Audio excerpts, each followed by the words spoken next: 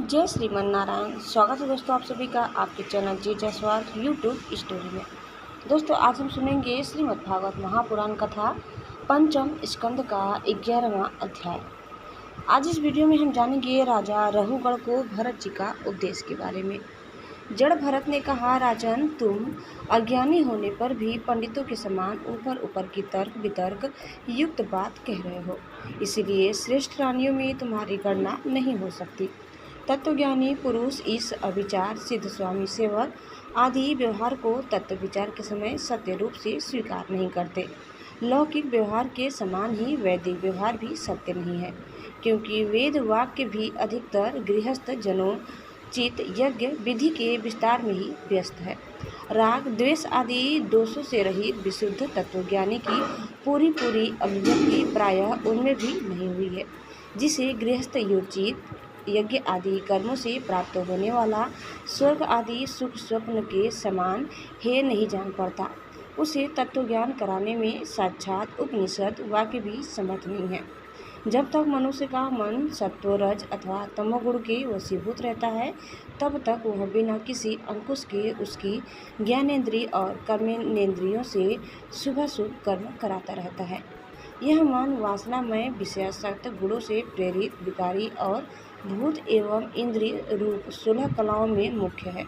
यही भिन्न भिन्न नामों से देवता और मनुष्य आदि रूप धारण करके शरीर रूप उपाधियों के भेद से जीव की उत्तमता और अधमता का कारण होता है।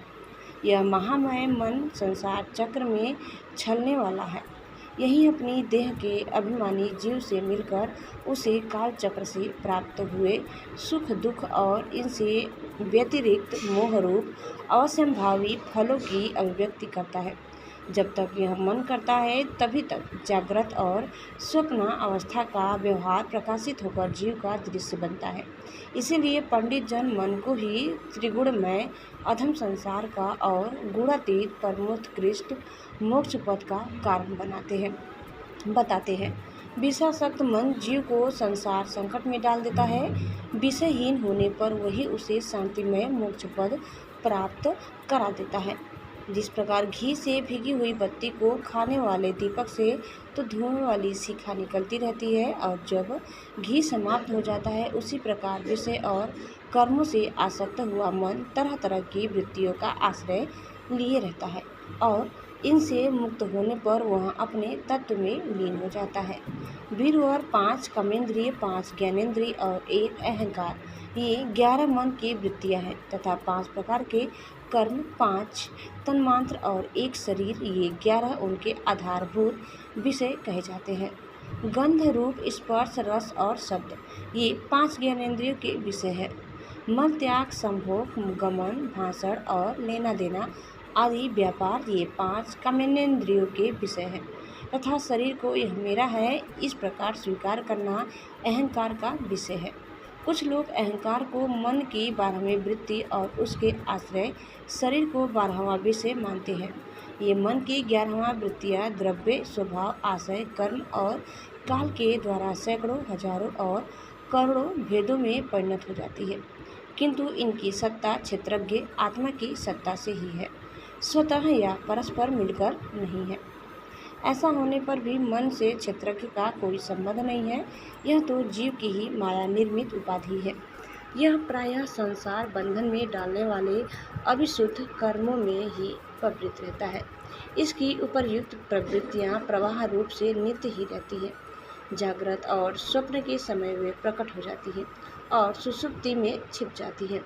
इन दोनों ही अवस्थाओं में क्षेत्रज्ञ, जो विशुद्ध चिन्मात्र है, मन की इन वृत्तियों को साक्षी रूप से देखता रहता है।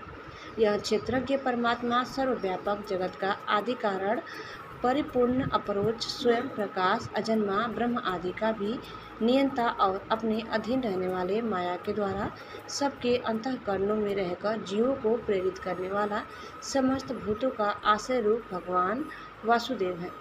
जिस प्रकार वायु संपूर्ण स्थावर जंगम प्राणियों में प्राण रूप से प्रविष्ट होकर उन्हें प्रेरित करती है, उसी प्रकार वह परमेश्वर भगवान वसुदेव सर्वसाक्षी आत्मस्वरूप से इस संपूर्ण प्रपंच में ओतप्रोत है।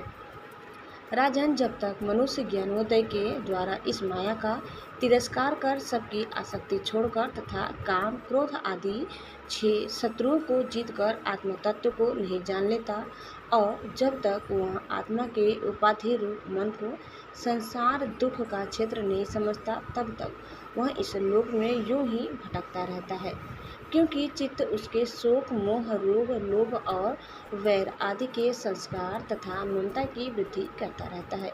यह मन ही तुम्हारा बड़ा बलवान शत्रु है। तुम्हारी उपेक्षा करने से इसकी शक्ति और भी बढ़ गई है। यह यद्यपि स्वयं तो सर्वथा मिथ्या है, तथापि इसने तुम्हारे आत्मस्वरूप को आच्छादित कर रखा है। इसलिए तुम सावधान होकर श्री गुरु और हरि के चरणों की उपासना के अस्त्र से इसे मार डालो। दोस्तों, इस प्रकार कथा यही समाप्त होती है। आगे की कथा सुनने के लिए आप दूसरी वीडियो को अवश्य देखिए। दोस्तों, आपको हमारी आज की यह कथा कैसी लगी कमेंट करके ज़रूर बताइए और चैनल में नए हैं तो प्लीज़ इसे लाइक, शेयर और सब्सक्राइब करना न भूलें। धन्यवाद। जय श्रीमन नारायण। ओम नमः शिवाय। हर हर महादेव। दोस्तों, एक बार प्रेम से बोलिए श्री बांके बिहारी लाल की जय।